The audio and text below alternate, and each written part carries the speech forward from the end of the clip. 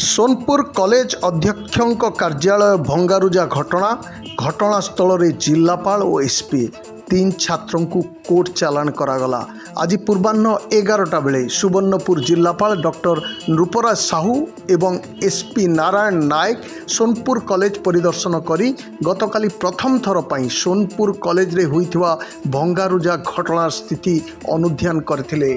प्रथमे भंगारुजा होइथिबा college principal कार्यालय और कॉलेज परिसर बुली देखिथिले। परे कॉलेज रो नूतन कोठार 103 नंबर कक्ष रे 120 जन शिक्षक एवं अणशिक्षक कर्मचारी उपस्थित रे जिलापाल डॉक्टर साहू एवं एसपी श्री नायक गतकाली घटना विषय रे समीक्षा करथिले। जीआईए ब्लॉक ग्रांट एसएसबी और मैनेजमेंट स्टाफ सहित पृथक पृथक भाव में आलोचना करथिले। गतकाली गंडगोल बेले एते जन कर्मचारी उपस्थित थाई कहीं घटना घटाइथिबा छात्रों को कि प्रतिवाद करि पारले नाही, एथिपई से माने विस्मित होइथिले। विगत 3 वर्ष धरी चालुथवा ई कॉलेज रो परीक्षा हब सेंटर 2 दिन पूर्व हठात बंद निर्देश आसीबा एहा आपणक सफलता कि बोली समालोचना करथिले जिलापाल महोदय। जो 8-10 जन कर्मचारी सोनपुर कॉलेज रो दुर्नीति और गंडगोल रो प्रच्छद पटरे हाथ रही ताहा विभिन्न सूत्रु आम पुलिस प्रशासन पाखरे सविशेष रिपोर्ट पहुँची और आपण माने भावंतु नहीं जे आमे स्थायी भाव में एठारे रही अराजकता करिबु।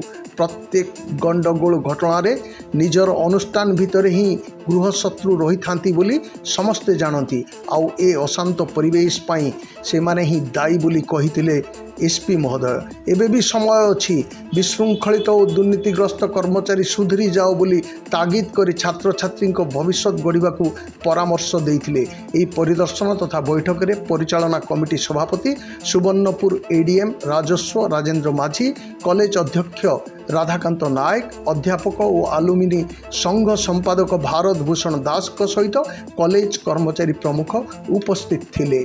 सूचना योग्य जे गतकाली दिन प्राय 12टा बेले हठात किसी छात्र सोनपुर कॉलेज अध्यक्षों चैम्बर को प्रवेश करी कबाट आलमीरा आसबाबपत्र टेबुल एवं मूल्यवान सामग्री भांगी देथिले।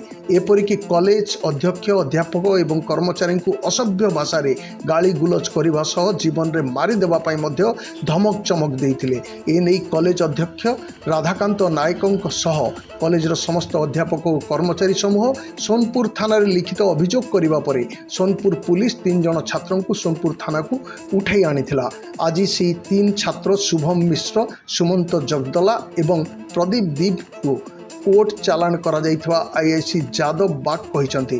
भंगारुजा करिवा घटना को जनसाधारण तथा बुद्धिजीवी महल रे कड़ा निंदा करा जाइछि। राज कॉलेज जोटा सोनपुर अच्छी 1964 मसीह स्थापित होता गोटे पुराणा कॉलेज गोटे ना था कॉलेज किंतु वर्तमान तार स्थिति भल ना एवं एथिपाई विभिन्न कारण रही विभिन्न कथा दायी अच्छी अनेक दिन पर आज निजे जिते काली अव्यवस्था है काली जो भंगारुजा है प्रिंसिपाल चैम्बर भितर ताहा निश्चित भाव में निंदनीय एवं जो माने संपृक्त थिले सेमान विरुद्ध रे एफआईआर दिखाई कार्यानुष्ठान भी कराई एवं कोर्ट फरवर्ड भी होती से माने। एवं द्वितीय कथा है कि किछि लोक किछि कर्मचारी से माने संपृक्त अच्छा मुझे निजे जाइए तागिद करी सतर्क कराई से कर्मचारी माने यदि सुरक्षिबे नाही सेमान भितर यदि सुधार आसीबो नाही आपण जानिछंती दृढ़ दृढ़ कार्यानुष्ठान मो ग्रहण करिवे सेमान विरुद्ध एवं आशा। सुवर्णपुर राजकिशोर त्रिपाठी रिपोर्ट कोशल प्रवाह।